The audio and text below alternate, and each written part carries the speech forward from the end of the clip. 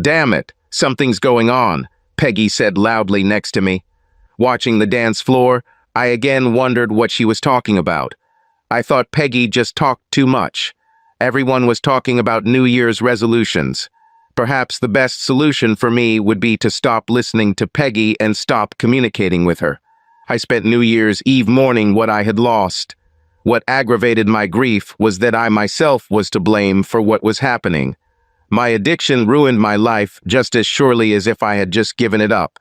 Like a gambler who bets his entire life savings on one roll of a loaded dice in a casino. Just me and Peggy in New Year's grief. In fact, it was her idea to come to this boring party.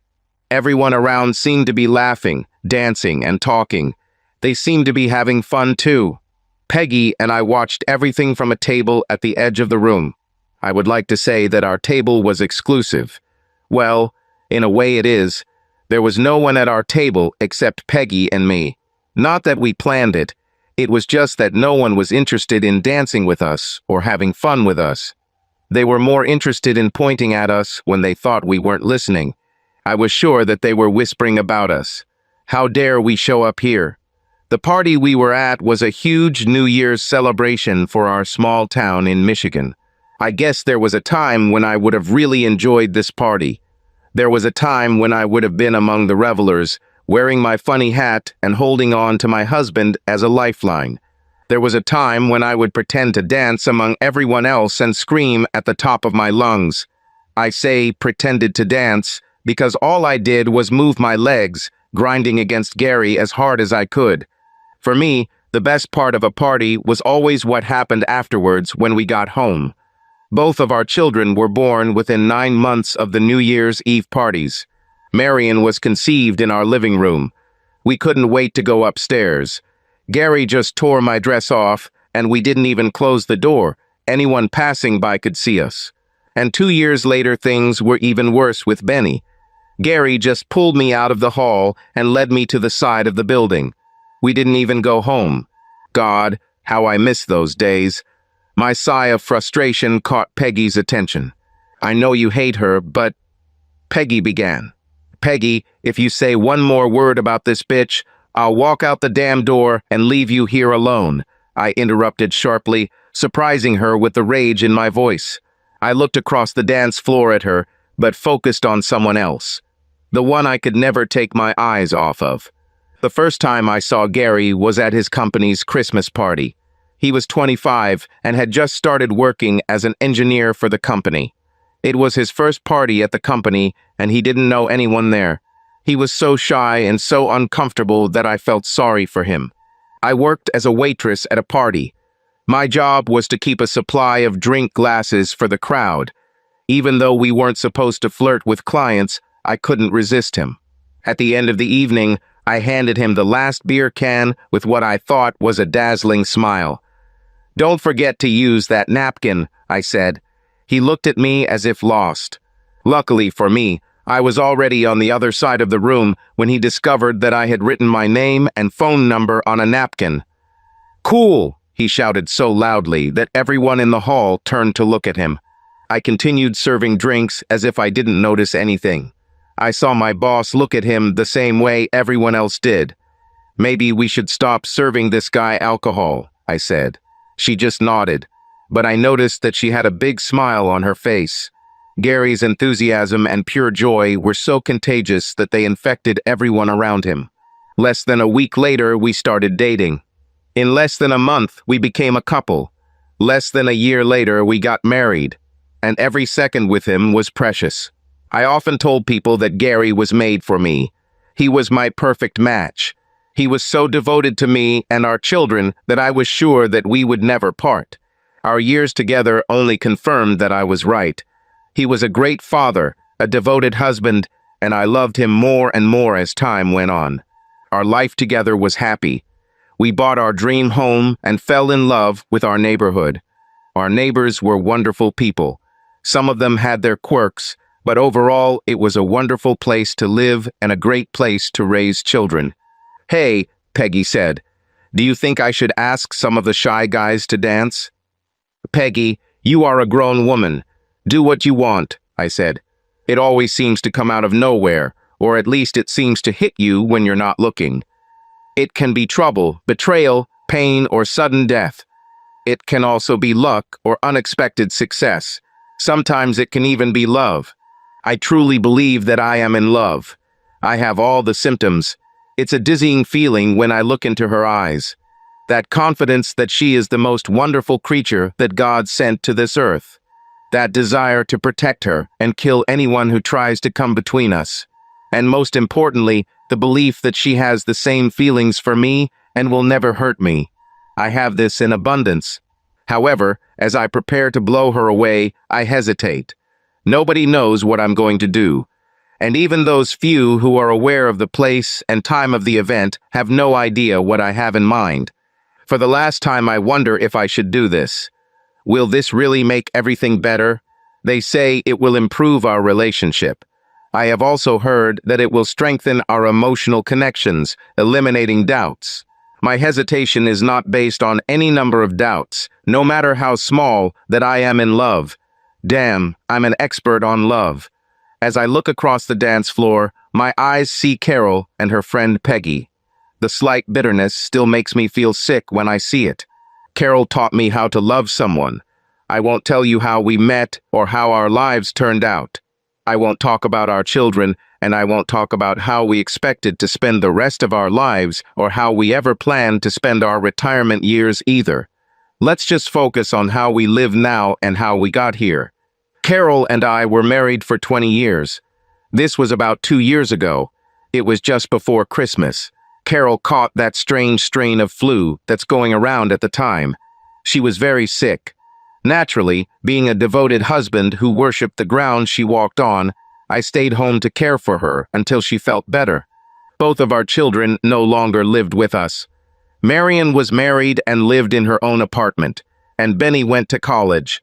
Carol took a part-time job working in the administrative department of a local hospital, which is where she likely contracted the virus. While she was sick, she had virtually no appetite. I barely managed to persuade her to try some soup. I used a lot of coaxing and declarations of love, like in teen novels, to get her to at least eat it. I knew for sure that she loved me after all these years. So telling her that if she really loved me, she should eat her soup seemed idiotic and unnecessary to me. But that was what I did. All she really wanted was for me to sit next to her on the bed and hold her hand.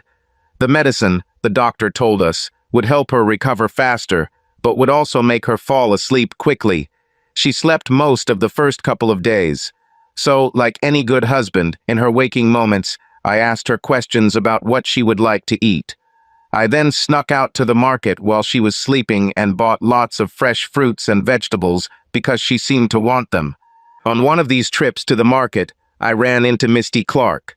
When we first moved to our area, Misty and her husband, Steve, were among our friends. However, it had been several months since I had seen both of them.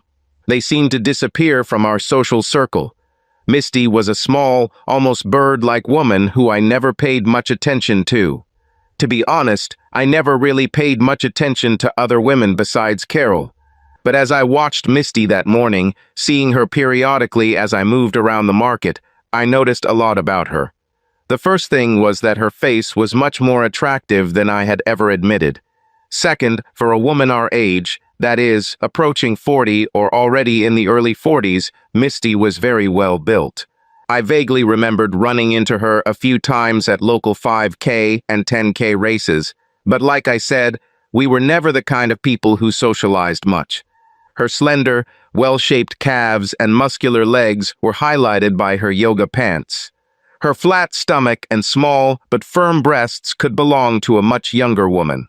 Carol, on the other hand, was larger. She had big breasts, a big soft ass that I loved to pinch, and thick legs to match. Maybe Carol could lose a few extra pounds, but most of the men we knew looked at her like hungry dogs at a steak. But surprisingly, I found myself sneaking glances at her every time I saw her in the market.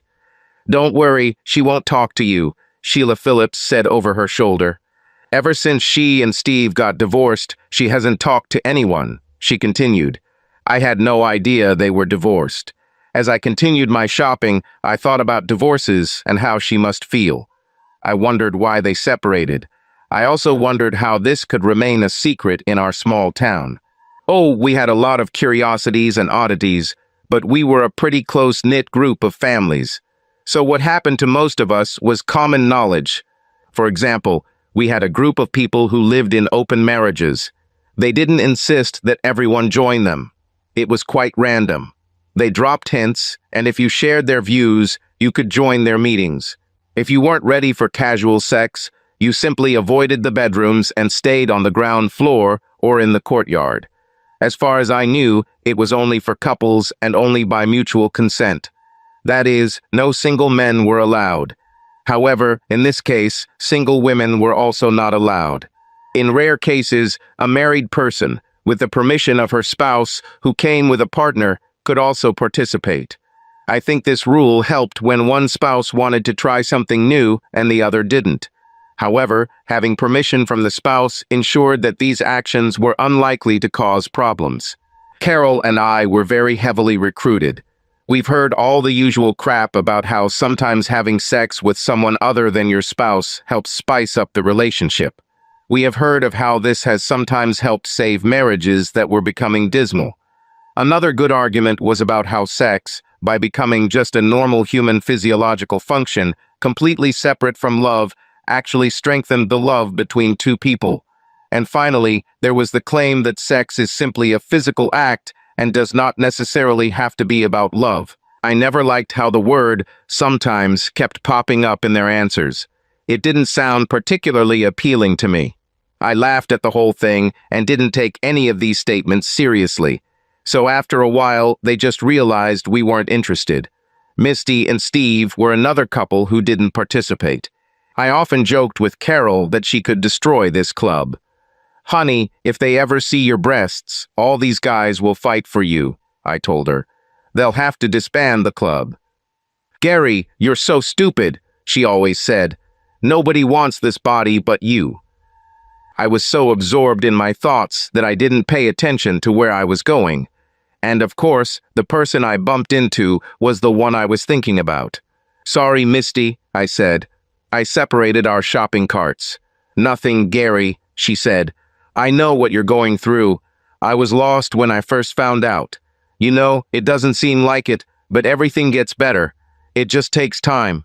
You just have to give yourself time to realize that you didn't do anything wrong. Hold on. If you need someone to talk to who understands what you're going through, call me." She walked away after those words, leaving me standing there wondering what the hell she was talking about. "Damn it," said the ever-curious Sheila. "For almost a year, I have never seen this woman talk to anyone. What did you say to her?" "I didn't say anything," I replied. "She talked all the time. Sheila, do you know why she and Steve divorced?" "I have no idea," Sheila said. "They kept everything secret. They even hired a divorce lawyer from out of town. She got the house, but that's how it usually happens, I guess. Tell me if you find anything, okay?" This conversation with Misty left me perplexed. The whole situation seemed pointless. She was so sweet and so beautiful. I just couldn't think of a single reason why any man would want to divorce her. I returned home to my sleeping beauty. When I arrived home, she was still sleeping. I sat down next to her, but I couldn't stop thinking about that mysterious conversation I had with Misty. The more I thought about it, the weirder it all seemed. A few minutes after I settled into my chair to think about it, Carol woke up. "Darling, where have you gone?" she asked.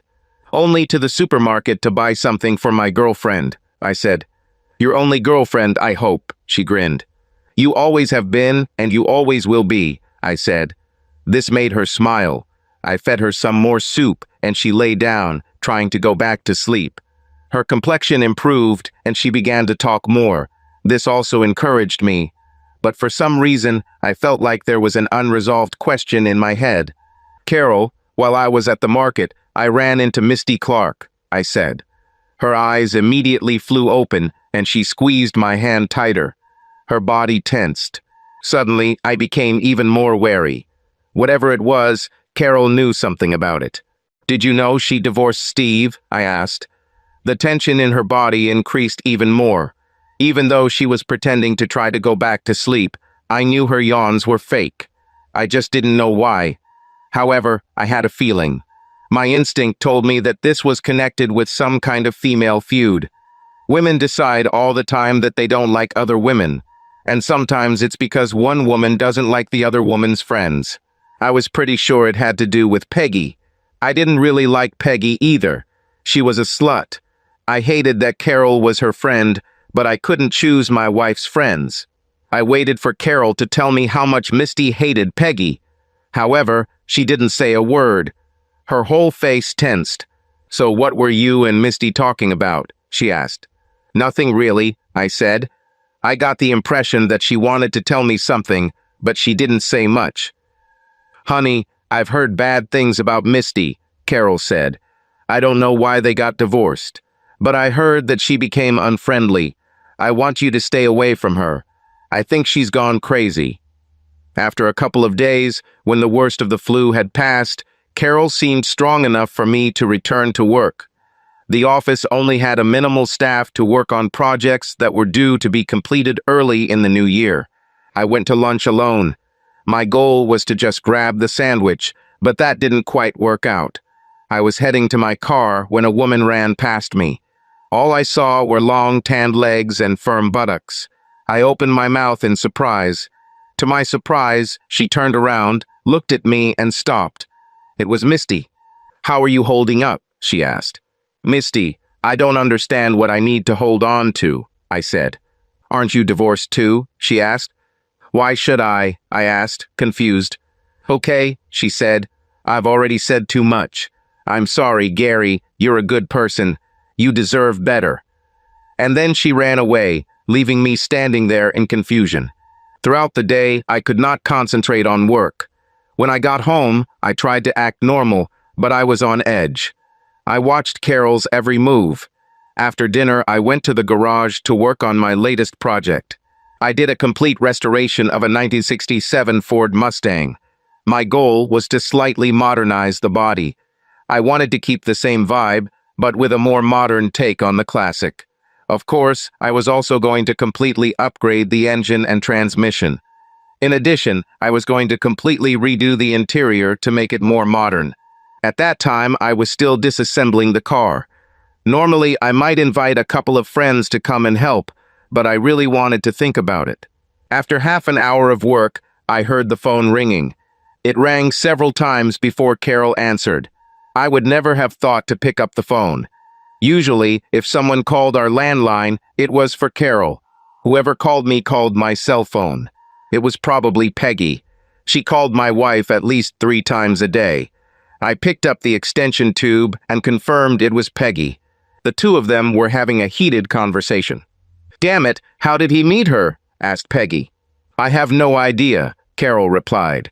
"But under the terms of the divorce, she is not supposed to talk to anyone about it." "What are you going to do?" asked Peggy.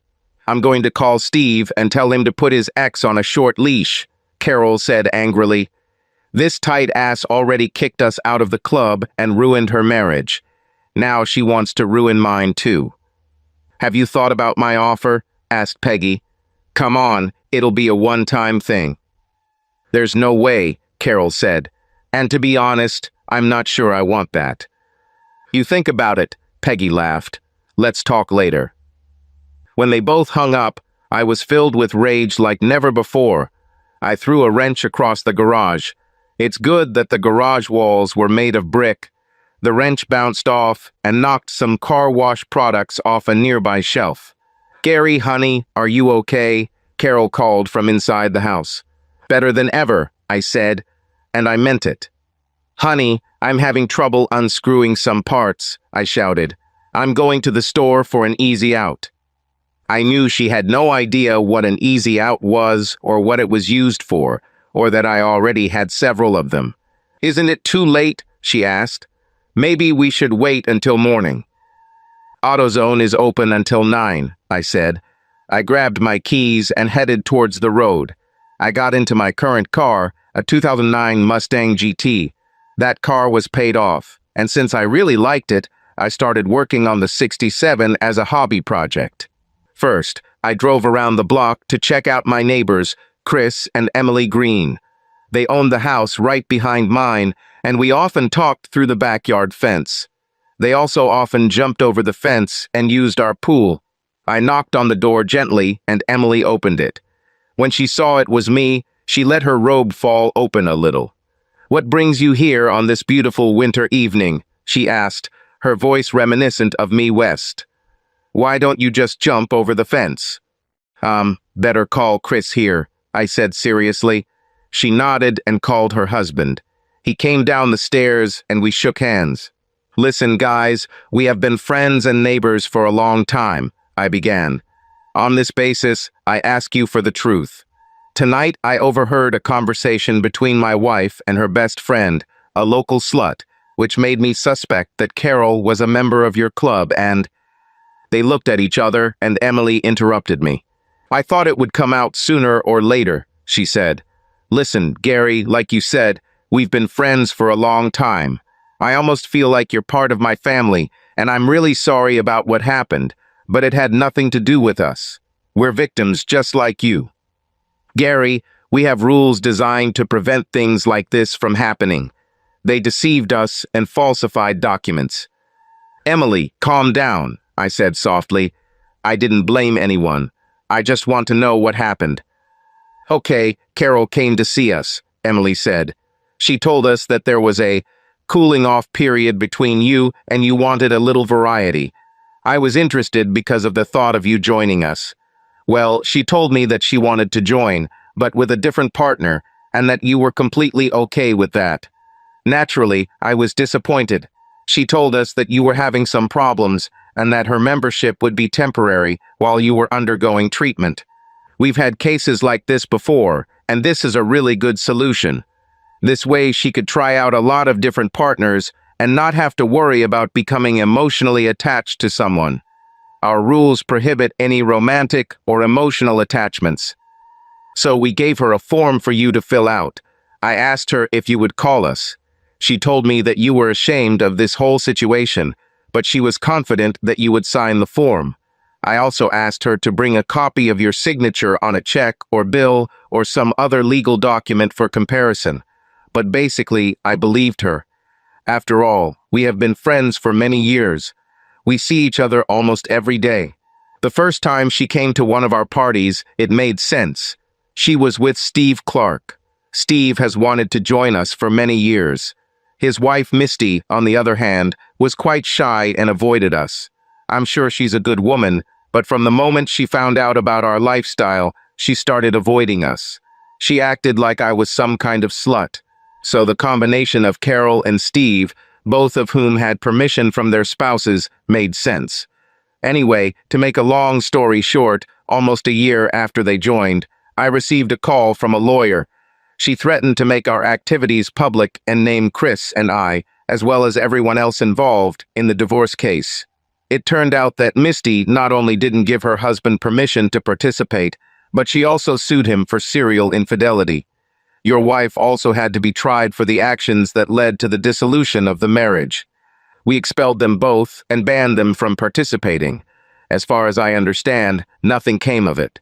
Steve and Misty settled before the case went to trial.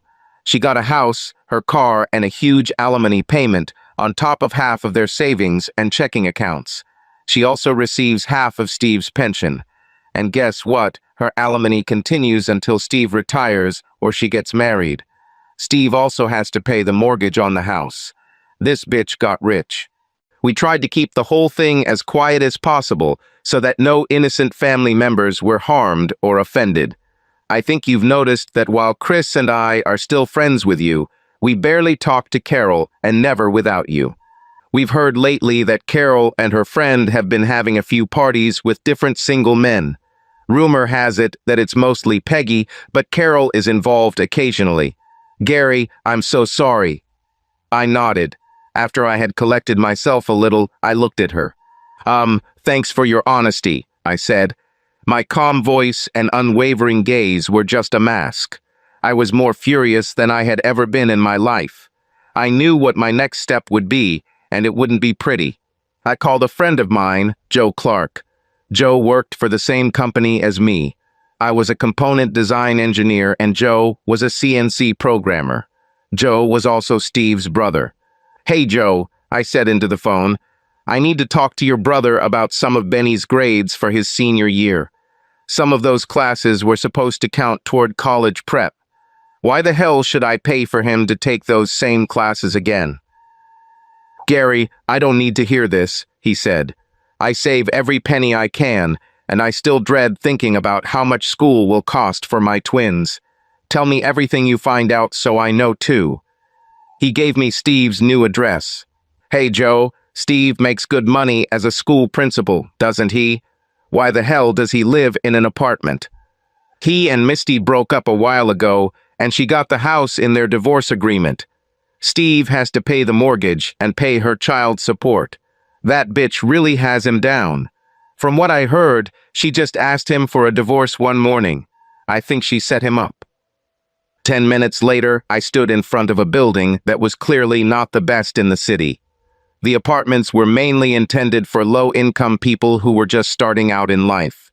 They weren't slums.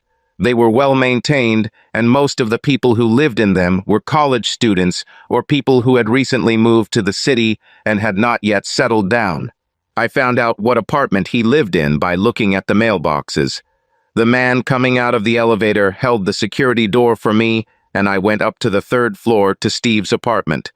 I took the stairs 2 steps at a time, but that didn't relieve the tension I was feeling because of my anger.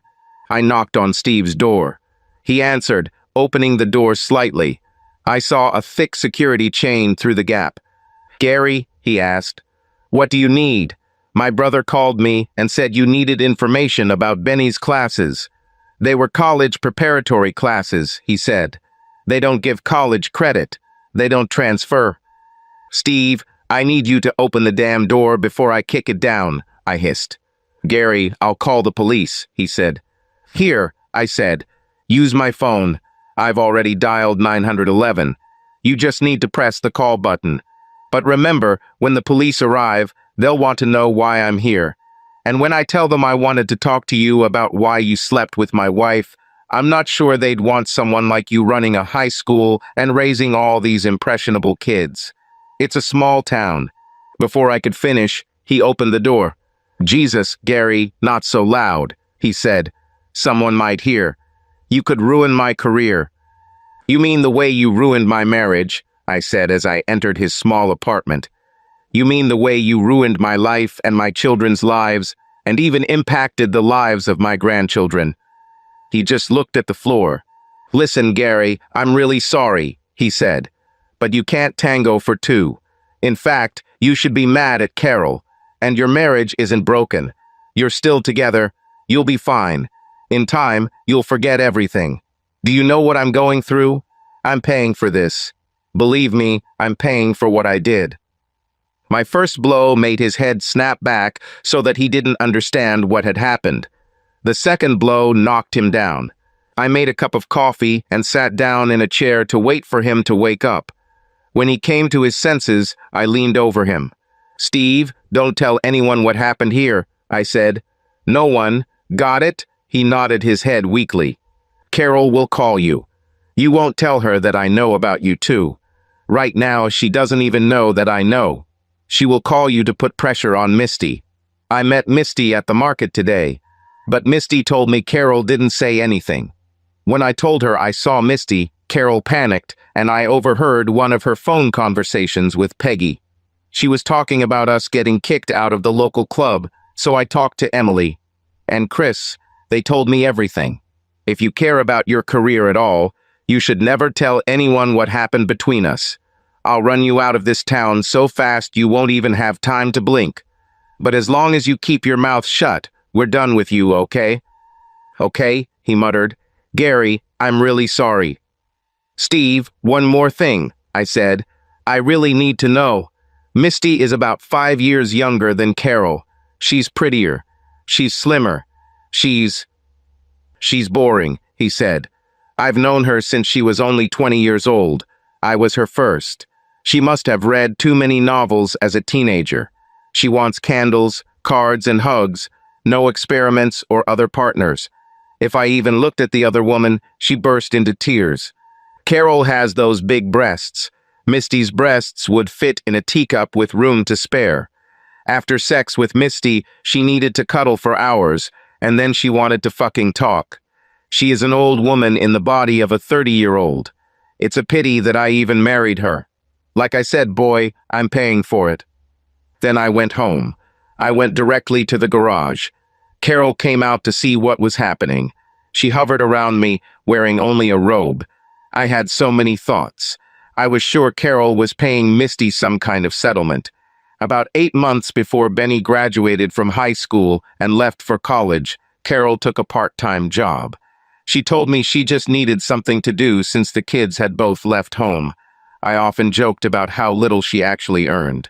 However, now that I had all the facts, I was pretty sure that Carol was giving most of her salary to Misty as compensation for the lawsuit. "Darling, when will you come to bed?" Carol asked. Normally, I would have rushed to her as soon as she said that. Usually, I could barely restrain myself from touching those big breasts Steve was talking about. "I'll be there soon," I said. She frowned as she walked back into the house. I stared after her, wondering how stupid I must have been to never notice what she was doing.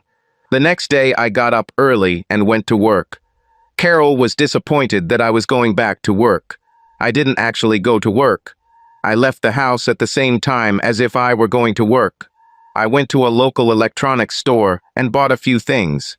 Then I went to visit Chris and Em again. I found out the name of the lawyer Misty used in her divorce. I called and made an appointment for the same day. I returned home at lunchtime. I told Carol that I missed her and just wanted to see her. While she was preparing lunch for me, I installed the call recorder I had bought earlier on my phone. I also installed a couple of small cameras around the house. When I left home, I went to the lawyer's office. We had an interesting meeting. Before I left, she told me that she would easily take my case and could offer a discount because most of the legal work had already been done. She also told me that the facts of Misty's divorce, including Carol's role in it, were already part of the court record, so I could easily prove infidelity without much effort.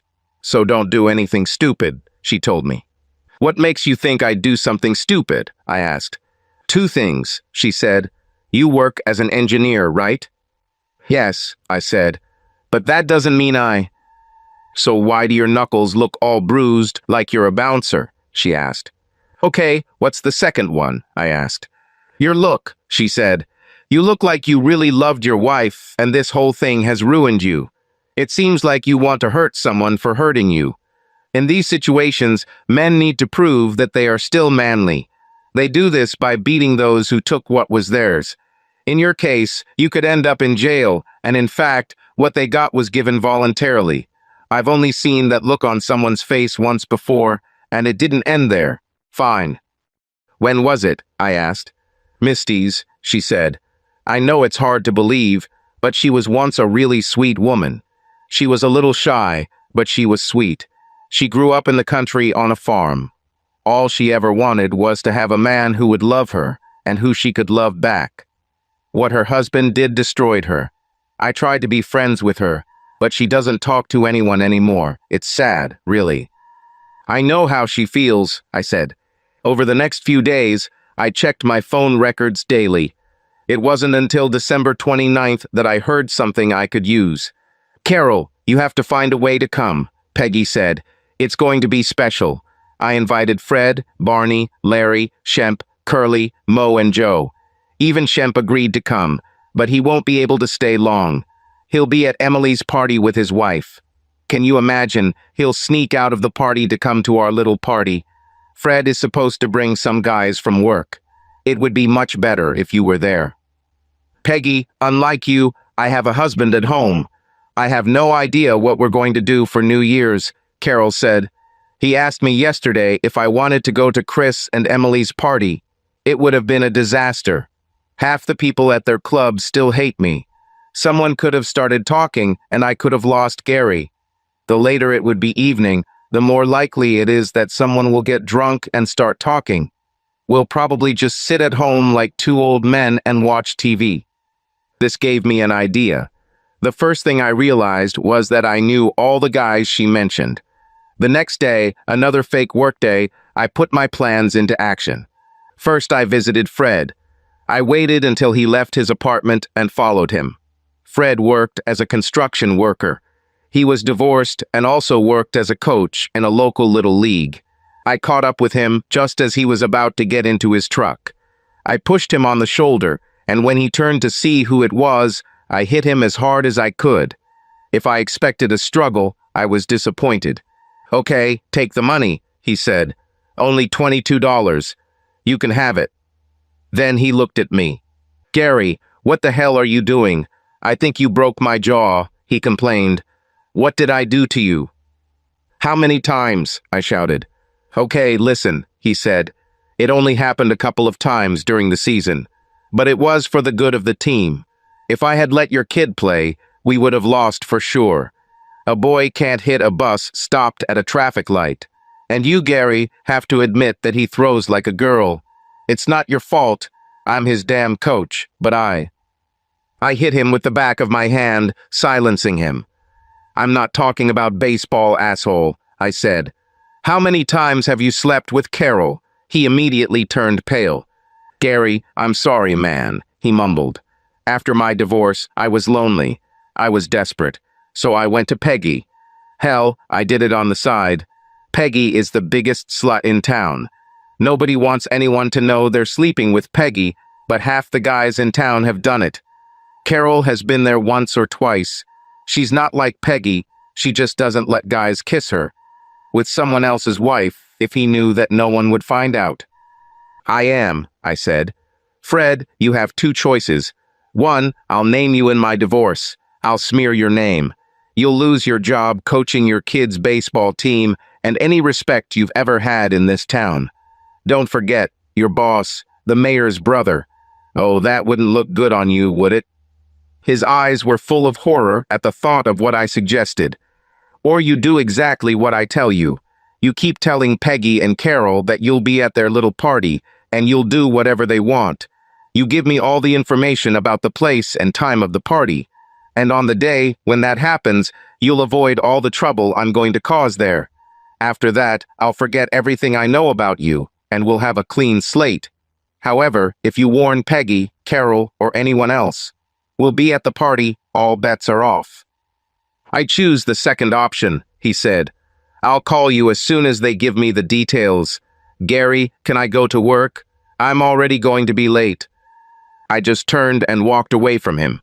I caught Barney leaving work that evening. My first blow didn't knock Barney down. In fact, he hit me back. He hit me on the cheek, which made me even more angry. I grabbed his arm as he tried to swing again and threw him to the ground.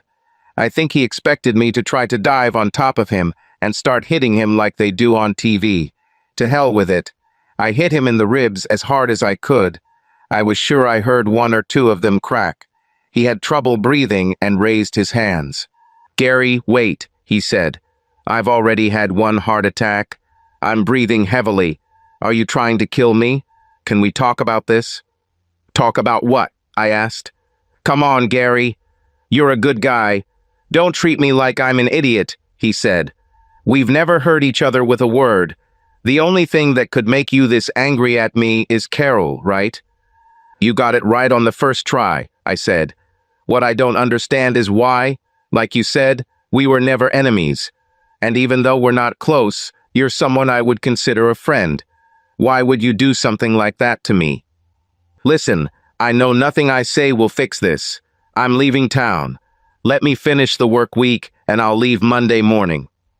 "Why are you doing it?" I asked. "Gary, Carol means nothing to me. It was sex. There's no difference between her and Peggy to me. It was just a chance to satisfy a need. It was very poor judgment on my part, and there's no excuse for it. I'm not married, and after I had a heart attack last year, I felt my mortality. And you married guys don't know how lucky you are. You don't have to wonder where the next piece is coming from. Carol probably has everything you have. You want it when you want it. I've never had it. So I have to take what I can get. But I swear I'll never touch a married woman again." "But why leave the city?" I asked. "You were born here." "Because every time I meet you or Carol, you will both feel bad, or at least strange. My presence here will create tension in your marriage," he said. I was shocked. Barney was the only guy who expressed any concern about the marriage he helped destroy. "Barney, I have a proposition for you," I said. "But that doesn't include leaving town. You don't have to worry about Carol and I. We're done." "What do you mean, are you done?" he asked. He seemed almost as devastated as I felt. "Gary, she loves you. It was just sex, damn it. She won't even let anyone kiss her. You have kids. You can't be serious. Is it one of those man ego things? You don't want her because another man got into her bed, Gary, would kill her. I don't want to be even partially responsible for the destruction of the family." "Barney, this isn't about ego. It's about trust. It's about love," I said. "I can never trust her again, and I love her. It tore my heart, and I don't know how I can go on with my life. But I just can't see myself with her anymore. Maybe there really is a little ego in it. One of the things that makes us human is a little bit of self-respect or self-belief, and that pride doesn't allow me to live with someone who could hurt me like that." He simply nodded and sat with his face in his hands. "Damn, Barney, if you want her so bad, you can have her. I'm out of the game." He suddenly looked at me as if I had gone crazy. "Why the hell would I want a woman who cheats?" he asked. We both suddenly laughed. I explained to him what I wanted him to do, and we parted ways. After that, I had one more visit to make, and it was hard. I drove to a house that was just a few blocks from mine. I've driven past this house many times, but this was the first time in a long time that I was this close. I noticed that the house was changing from being a house back to being a home. Home is a place filled with love and hospitality. A house is just a box to store your things. This house has lost something. I knocked on the door, still hesitating whether to stay. Nobody came to the door. I raised my fist to knock again, but decided not to. I was about to leave when the door opened, and she was standing there. There was that awkward silence where neither of us said anything. Then she just opened the door and let me in. After a few stuttered words, the dam broke, and we both poured out our pain in a conversation that only those who had been betrayed by those to whom they had given all their love could understand. We talked about emptiness. She assured me that she never leaves, at least not for her. We talked about the inability to trust people. I've already had this, and my divorce hasn't started yet. Finally, we talked about the need to do something. Making a statement that says, "Damn it, I'm human and I loved you, and you hurt me so much that I can never love anyone again, you bastard." It happened as soon as I said it. The corners of her mouth loosened slightly. Then they rose a little, and suddenly it just exploded out of her. A full-blown smile that lit up the room and reminded me that without that seemingly constant serious expression on her face, she was truly a beautiful woman. "Misty," I said, "you took revenge on Steve. You kicked him out of the house, and he's still paying for it. You took most of his money. He lives in a crummy little apartment downtown.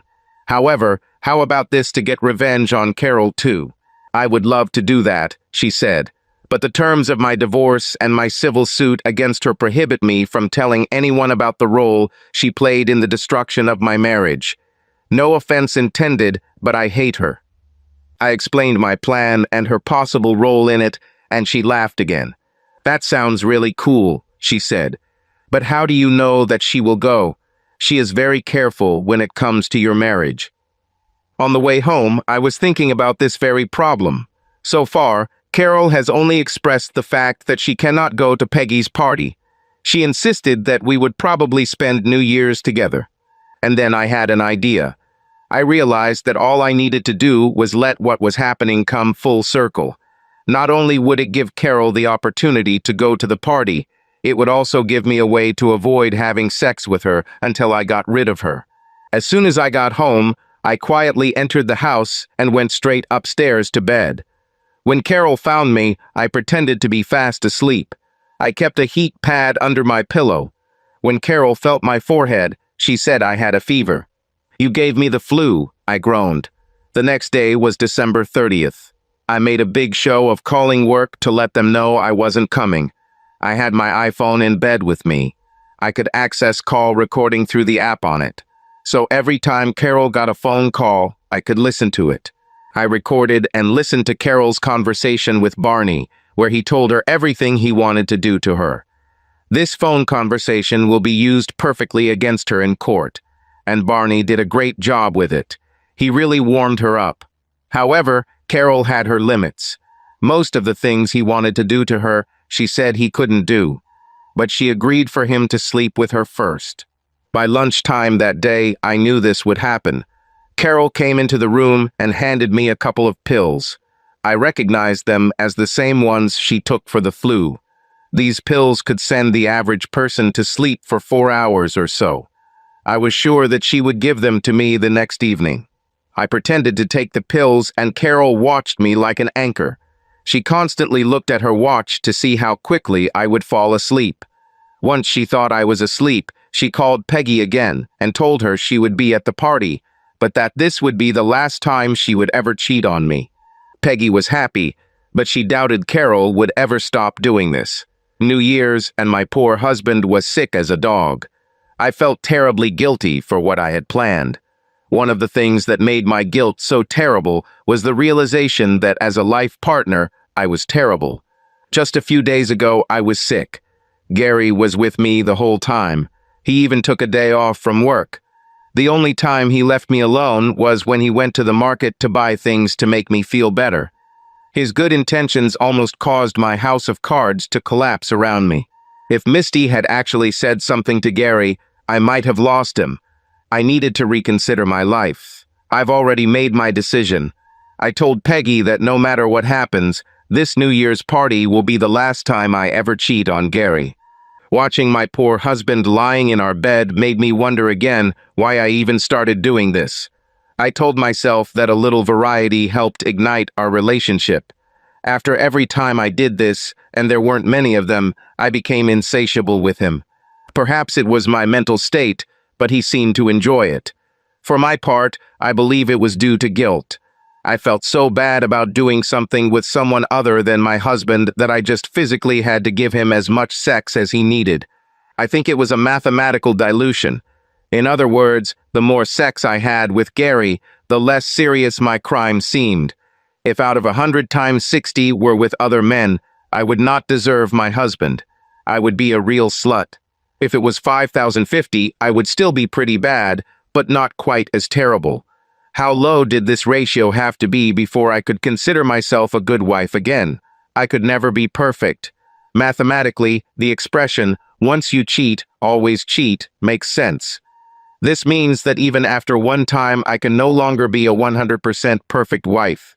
Even if the ratio was 200 times with Gary to 1 time with someone else, I could never reach 100%. Looking at Gary made me want to cry. I was sure that Gary had never cheated on me. Ever since we first met, all he did was take care of me and treat me like a damn princess. This man worshipped me. Not that I deserved it, but he really loved me. Over the years, while I gained weight, his love remained the same, if not stronger. One day, I asked him about this. About 2 years ago, we had breakfast together. The night before we watched that terrible Victoria's Secret fashion show. Well, we watched about half of it. Gary started rubbing himself against my leg during the show. He was not himself. This was the maximum my husband could dare to do. Initially, I was not in the mood at all. Gary didn't care. I felt bloated and fat looking at all these unnaturally thin girls. That's what they were. They could not be called women. Most of them either did not have breasts or they were artificial, alien breasts on a stick. However, watching them jump around the stage in their underwear and those funny damn wings made me feel like an elephant. What are these damn wings for anyway? I just didn't understand. But apparently Gary understood. He touched me everywhere. He touched and kissed me, and I knew he was representing one of those models for me. Probably a blonde with behavior problems who always stuck her tongue out at the camera. And okay, I liked it. But the next morning I needed to know. So, Gary, did you really have that good last night? I asked. Which of these girls were you imagining instead of me? I was almost in tears. He looked at me and started laughing. You're kidding, right? He asked. What's so damn funny? I squeaked. I know I'm getting older and fatter. You can't bounce off my ass like a cord anymore, and my breasts are starting to sag. My legs are thicker and... Carol, shut up, or I'll burst laughing, he said. Last night, when we were watching TV, the only thought in my head was how lucky I am. Your breasts are much bigger than those women's, and most men will always choose bigger breasts if given the choice. Your breasts are even bigger than when we got married. It's like an investment. You're happier if it grows and becomes more valuable every year. And you know I love your ass. I can barely keep my hands off it. It's big and soft, and I love kneading it. Honey, I hate to tell you this, but you could never bounce off your ass like from a quart. You can't do that to anyone's ass. It was proven on one of the human shows on Spike TV. So what got you so excited last night? I asked, wiping my tears. It was when I saw those bony girls on TV that I realized there was a real curvy woman next to me, he said. And she's mine, and I can do whatever I want with her. It just drove me crazy. I'm sorry. I snatched the bacon from his hands. You should be apologizing, I said sharply. What you did was just wrong. I thought you liked it after we started, he said sadly. I liked it, I replied sharply. Then why should I apologize, he asked. Because you stopped, I said. I grabbed his hand and pulled him back to our bedroom. Even as the memory grew fainter, I wondered why I did what I did. There was really no reason for this. My life with Gary was as perfect as it could be. I was a fool for risking it, and I knew it. However, even when the rational part of me was spitting out facts and figures, math and logic, I knew I would do it anyway. I was also aware that I might give it up for a while, but eventually I would probably do it again. Cheating is an addictive behavior. It wasn't real sex. Let's face it. I love this man more than I can express. He knocked me out twice. I think the thing about cheating isn't really the sex. The point is that I'm doing something I shouldn't be doing. That's what makes it exciting. In our society where everything is possible and very little is actually taboo, I'm doing something wrong. There's also the thrill of knowing that if I get caught, I could lose everything. This is very similar to what players experience. This is the kind of excitement when you literally bet everything you have, every cent you own, on one spin of the wheel. God help me. I spent the rest of the day holding Gary's hand while he slept. God, I loved this man. He gave me his love and affection so easily and completely. I knew that after that evening, I might be able to give it up. I could do anything for Gary. At 6 o'clock, when it began to get dark, I began to get ready. I made Gary a bowl of his favorite chunky soup and woke him up. I was hoping we could talk a little like he did with me when I was sick. Was it a guilt reaction or something else? Why did I feel so bad? I've never felt this way before, and I've done this off and on for years. And then it came to me. Usually when I cheated, it was on the spur of the moment. Even with Steve, there were times when he would call me, and I would immediately rush somewhere to meet him. This was never planned. We just took advantage of time and availability, which made it all pretty random. But this time, everything was planned. I deliberately planned to leave to have sex while my husband lay sick in our bed. What if there was a fire? What if he goes into a coma from the pills? I just didn't know. However, I was still going. There was no stopping me. Gary couldn't eat the soup. And although he had a fever, he looked terrible. Even without the pills, he could barely stay awake. I feel terrible, he groaned. Sorry, I ruined your New Year's Eve. I started crying right then. I didn't mean to do this. I sat down next to him and turned on the TV. A few minutes later, the phone rang. Hey girl, I'm in the room. Hurry up, come over. Steve, Fred, and Barney are on their way. Gary was already snoring. To be sure, I woke him up and gave him a glass of water and 2 more tablets. He had to sleep until morning. However, I didn't intend to leave for long. I planned to stay at the motel for an hour or so and be back at Gary's house by 9 p.m. I didn't change clothes or shower or anything like that. I just took my purse and left. I saw no reason to bathe or dress up for any man other than my husband. Gary received special treatment. No one else received this. I arrived at the motel and knocked on the door.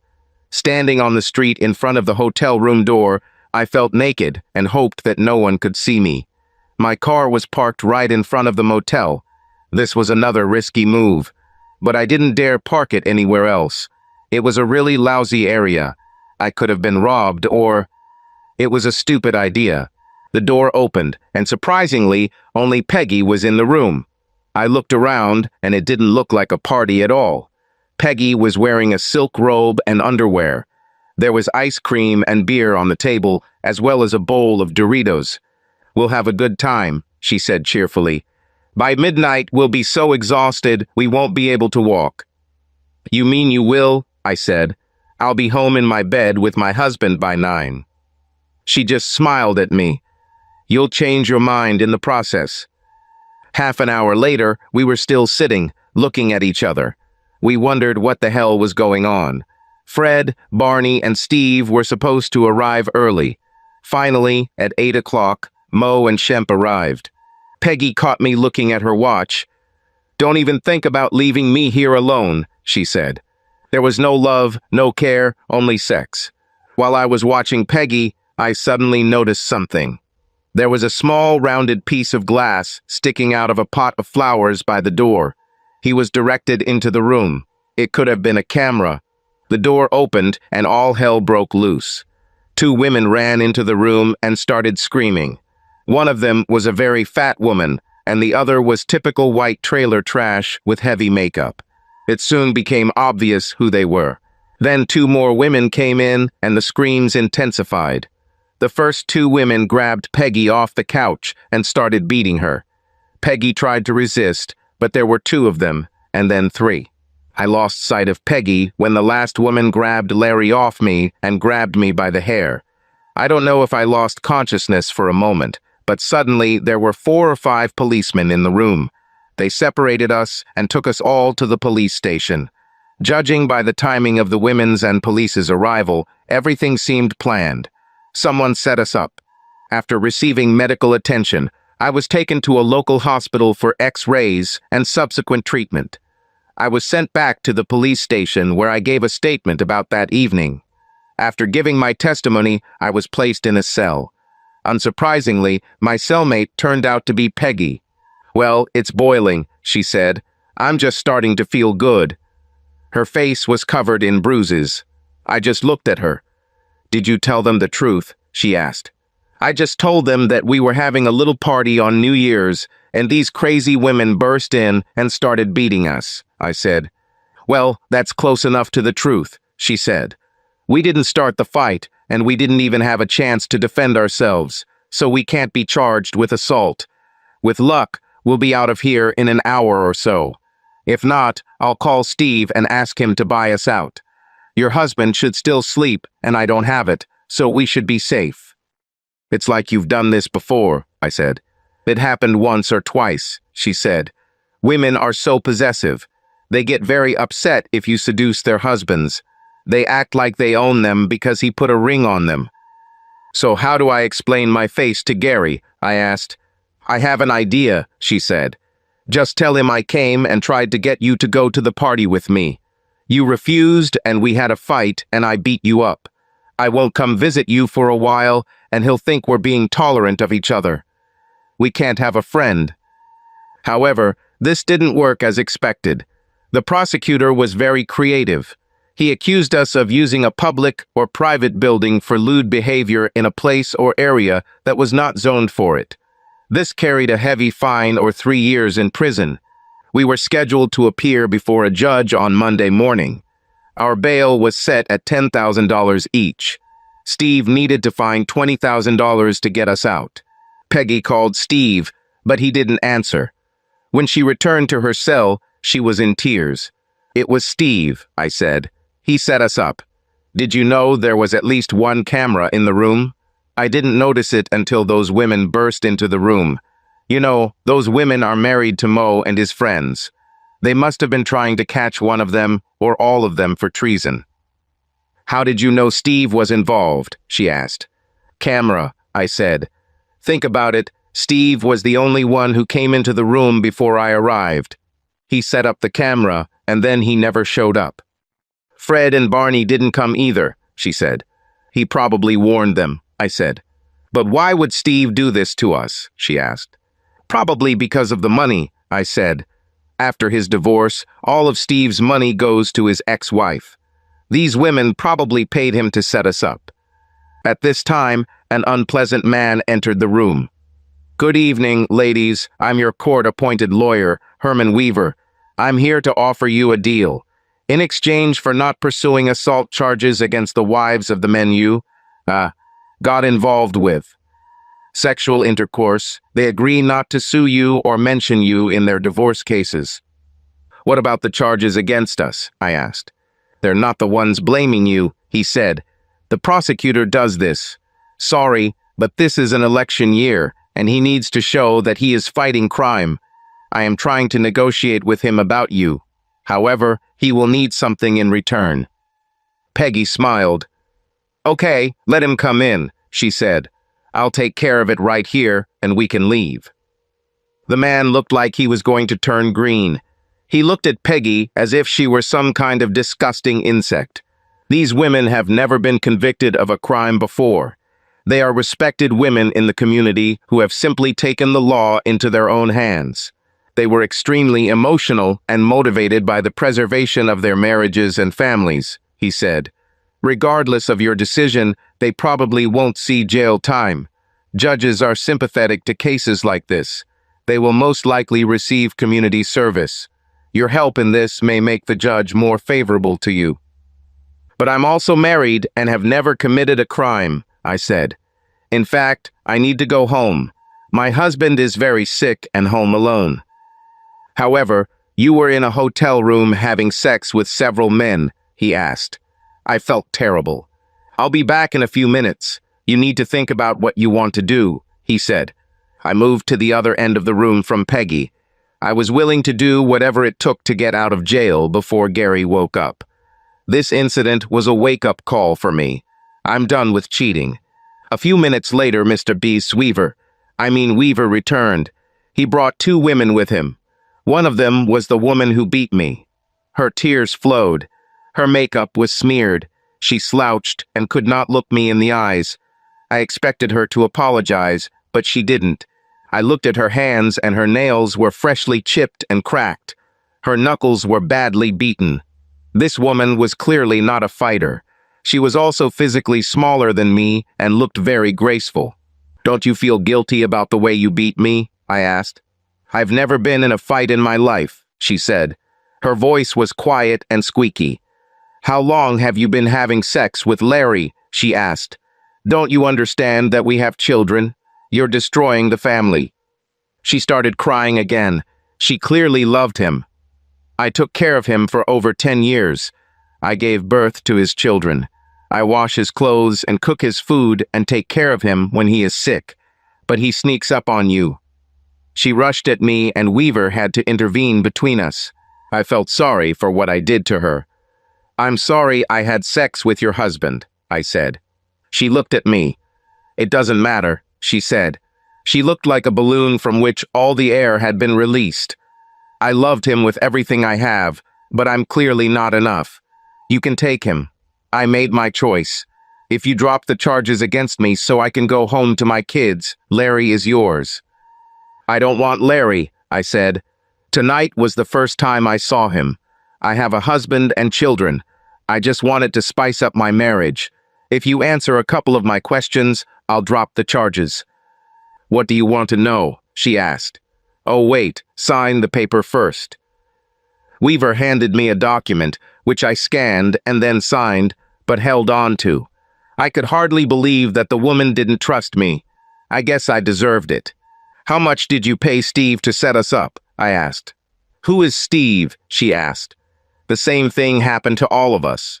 Earlier this evening, a woman called and said that if you want to catch the woman your husband is having sex with, come to this address. I took a pen, wrote down the address, and came. I don't know anyone named Steve. I was stunned. It had to be one of the other wives.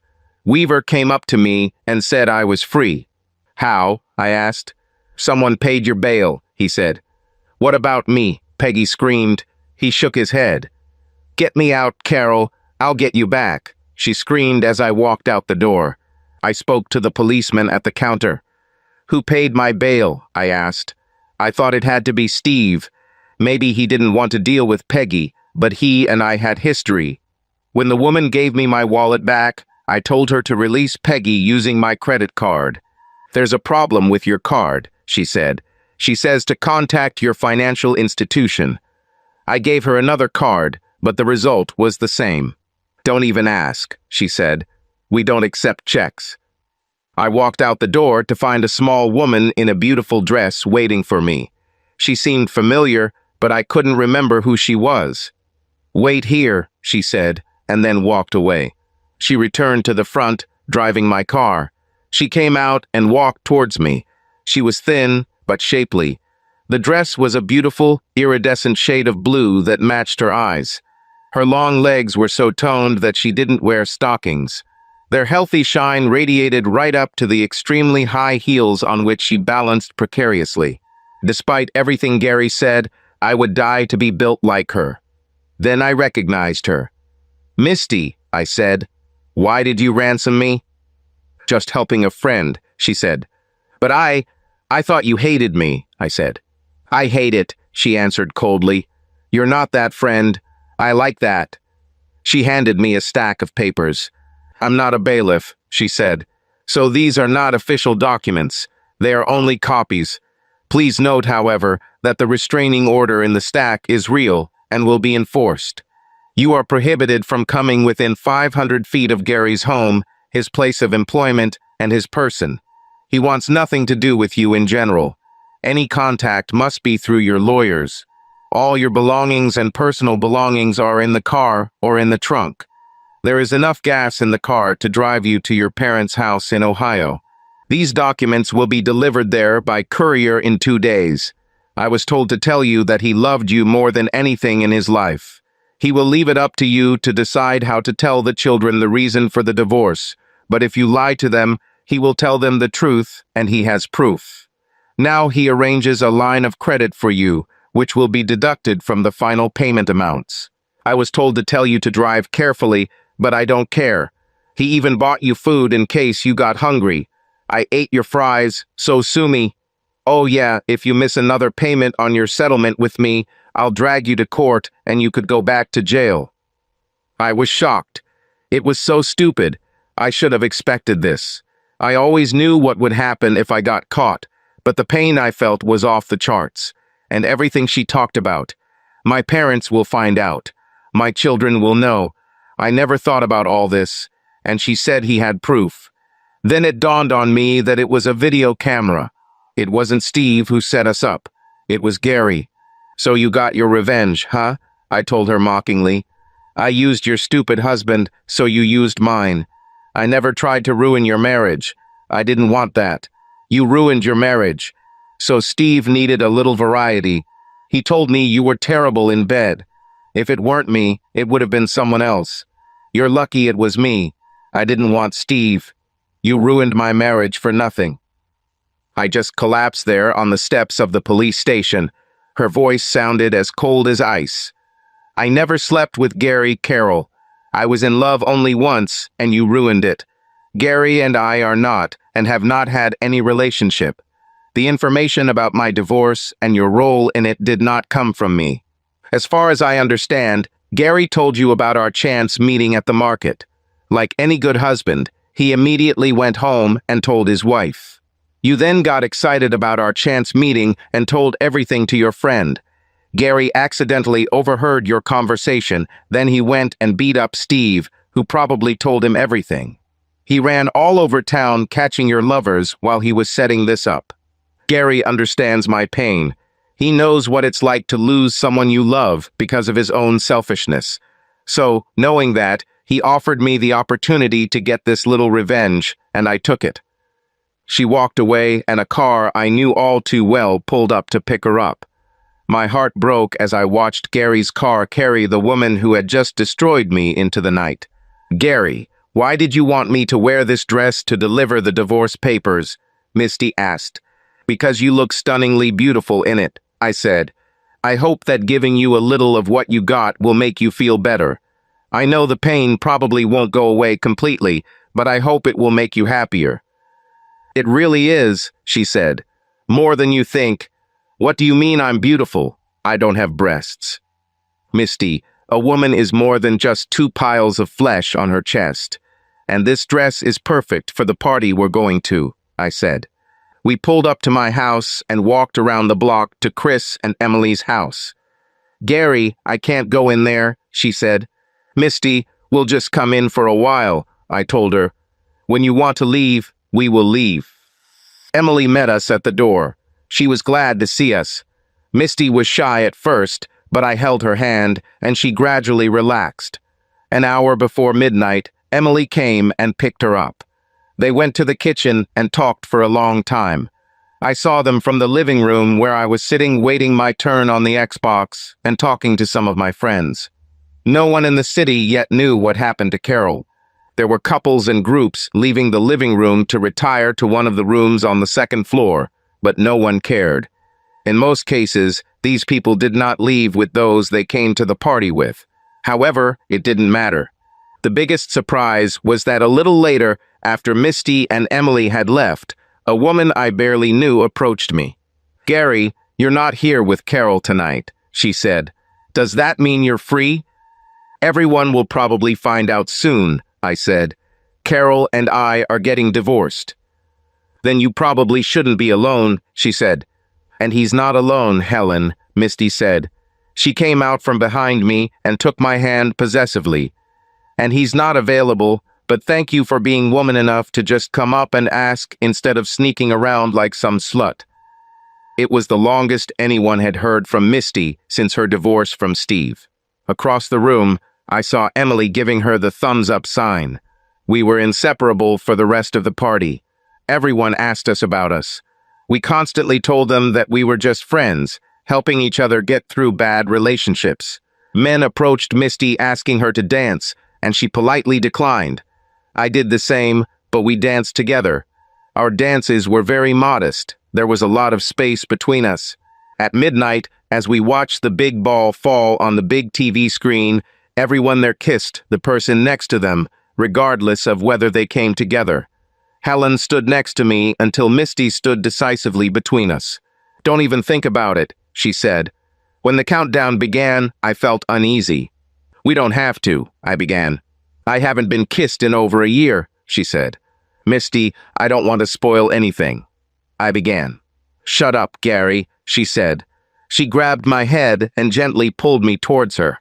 Our lips met, and it seemed that time had stopped. I even felt dizzy when we stopped kissing.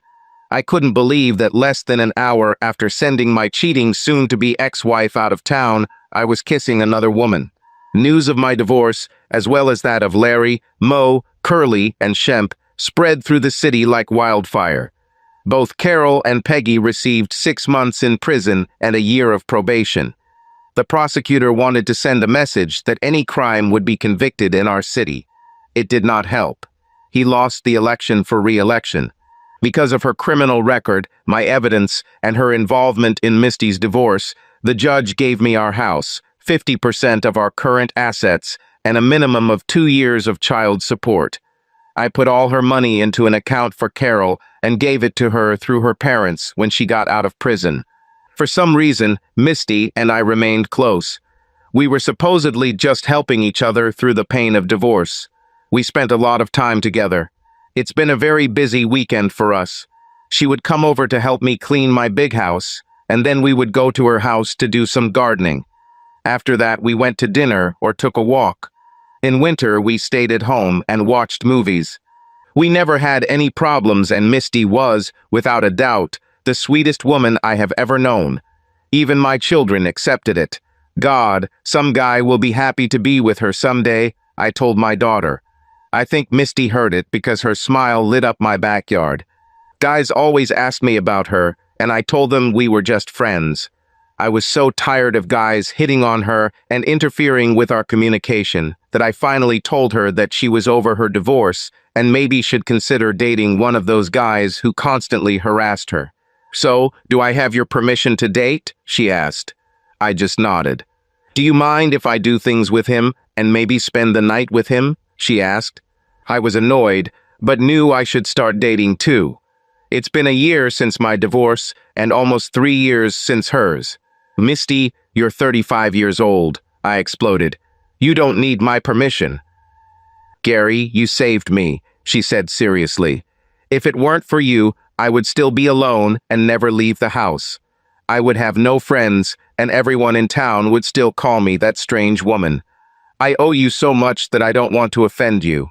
But like you said, it's time. I haven't had sex in years and—" "Damn, Misty, you don't have to just rush out there and start." I started. She laughed. "So, Daddy, I can date, but I can't have sex, huh?" She laughed. "Well, I talked to Emily and she—" "Do what you want," I said. She grabbed my hand as I tried to leave. "Gary, I'm not like that," she said seriously. "I won't just go to bed with someone. I need to meet them and get to know them first. I need to make sure we have the same views on romance and love. I'm not interested in casual sex or recreational sex. I'm not Carol." "I'm sorry, Misty," I said. "You have the right to be happy." I guess I was a little jealous. She grinned. "Were you jealous?" She laughed. "We can't even go to a party without getting 4 or 5 proposals from women. Do you want to meet him?" "Meet who?" I asked. "The guy I'm dating," she said. "Actually, no," I said. "Why?" she asked. "Don't tell me we won't be friends anymore just because I want to start dating." "Misty, this guy doesn't want me around. I guarantee you," I told her.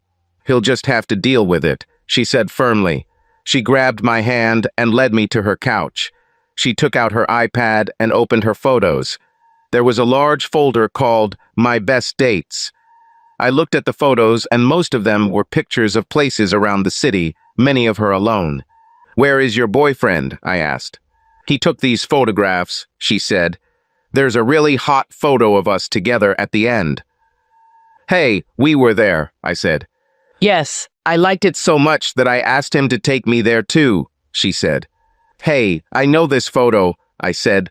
"I made it. I didn't feel comfortable, so I deleted it." "You made it on my iPhone, not yours," she said. "My phone sends every photo I take to the cloud and to my iPad and computer. Why did you feel guilty?" "Because it shows your butt and legs in those little shorts," I said. "I didn't want anyone to see." "It's weird," she said. "He likes my butt too. I always wear these shorts for him. Steve didn't like my butt." "Steve was an idiot," I said. I put down the iPad. "Come on, Gary. I like looking at photographs," she said. "I can't," I said. "I don't want to look at pictures of you and some fucking asshole. He hasn't even known you that long, and he's already making you show off your butt for him. I never asked you to wear those shorts. And, Gary, obviously we can't be friends anymore," she said. "Apparently, there are some unresolved issues between us. Emily thought that might be the case." "You're probably right," I said. "I'll find my way out." She seemed glad to see me go. My heart was in my throat. "Gary, God, you're stupid," she said. She jumped between me and the door. "Gary, look at this damn photo," she screamed. This was the first time we had a serious fight. She shoved the iPad right in my face. "That's the wrong photo, Misty," I said. "I know you think I'm stupid, but this is a picture of you and me, not you and Mr. Menuy's lover shorts." "That's the right photo, Gary. Why do you give yourself such a stupid nickname?" she said. I said. "Is it me? Am I this guy?" She simply nodded. "So you like my ass, huh?" I simply nodded. "Gary, did you mean what you said?" "What part? I said a lot of stupid things," I told her. "Well, you didn't actually say the words, but you hinted that you, loved me," she said. I am to some extent really, I said, and then suddenly her iPad fell to the floor and she found herself in my arms. Damn it, I was waiting for a kiss like it was New Year's at Emily's house, she said. That was over a year ago. I wanted to take things slowly because we've both been through a lot of terrible things, I said.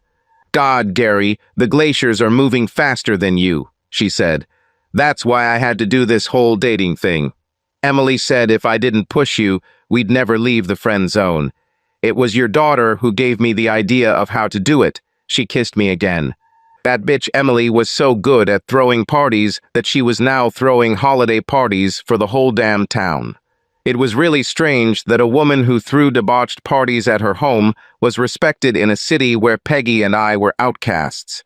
Over the past year and a half, I have tried my best to fix my marriage. Hell, I started doing this back in prison.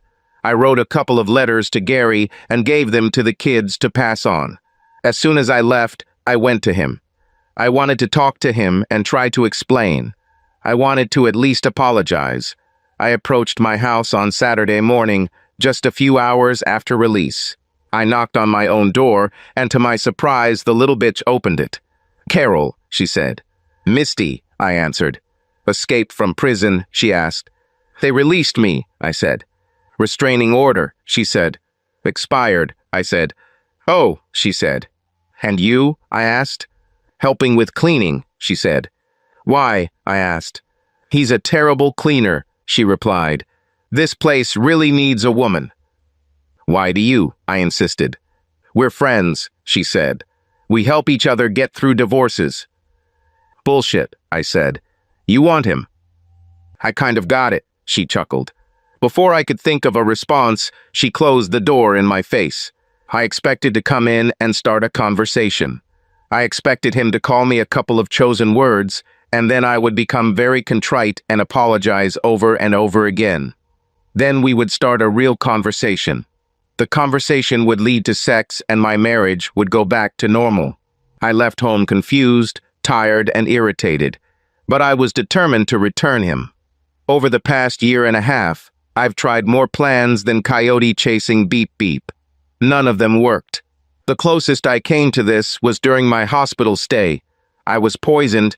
I must have eaten something I'm allergic to. Anyway, I woke up in the hospital and Gary was there. For 3 days in a row, he sat with me throughout the visitation period. We could talk. He even invited me to stay at his home for a while after discharge. All this made me think that we still have a chance. This never happened. Small Blonde came. She actually told me that she hoped I would get better and brought me a card, flowers, and magazines.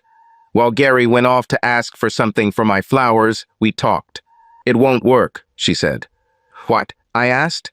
"I told him I don't mind if you stay with him for a while," she said. "He moved on. He forgot about you.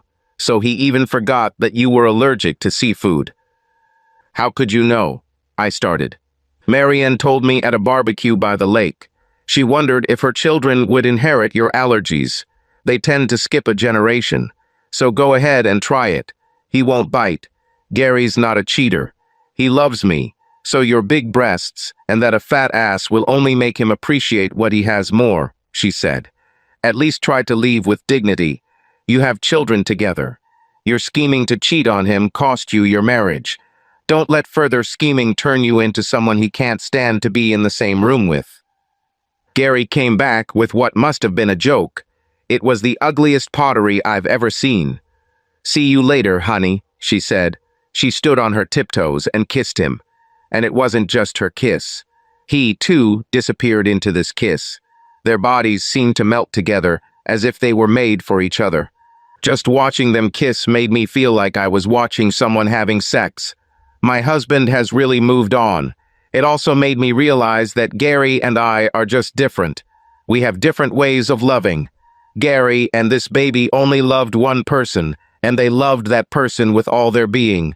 They were simply unable to have sex or even kiss anyone else. Sex for them did not just accompany love. He was literally in love. Steve and I had no chance of getting them back.